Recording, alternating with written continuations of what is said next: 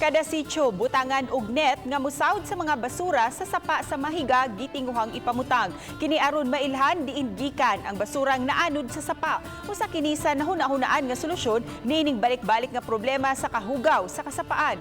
Ang report ni Nico Sereno.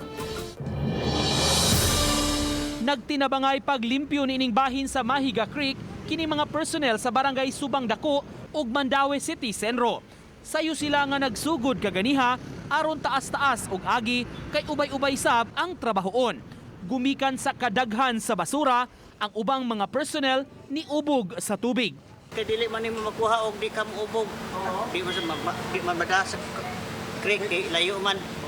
Kaabag sa grupo ang mga personnel sa operator sa pribado nga landfill. Sa kasabutan tali sa EMB, Cebu City ug Mandaue City, sila ang mukarga sa mga basura ug itimbang sa ilang pasilidad alang sa disposal. Magtunga ang duha ka dakbayan sa balay runon niini. Giangkon sa opisyal sa barangay, problema gihapon ang mga basura sa sapa nga kanunay man unta nila nga gitutukan. Actually, nagdami timbangan para sa recyclable kung pila ka kilo ang among matimbang after inino sa pick-up. Plano karon sa barangay nga mas higpitan pa ang ilang information education campaign labi na sa mga sityo na hisakop dinhi sa barangay Subang Dako palibot sa Mahiga Creek aron nga matudluan gyud ang mga tawo sa importansya sa husto nga paglabay sa basura. Dunay 12 ka sityo sa Subang Dako nga nagsubay sa Mahiga Creek. Usa sa plano sa barangay ang pagbutang og net sa kada sityo aron mailhan gyud kun diin gikan ang basura ug kinsa ang tiglabay niini sa sapa.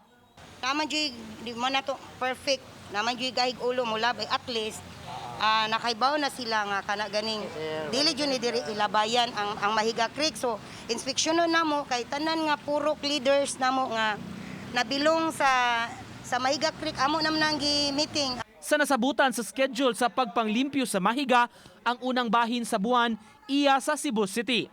Samtang gikan sa petsa 16 hangtod sa katapusan, ang Mandaue na sab ang mangunay sa pagpanglimpyo. Uban ni June Solon, Nico Sereno, Balitang Bisdak.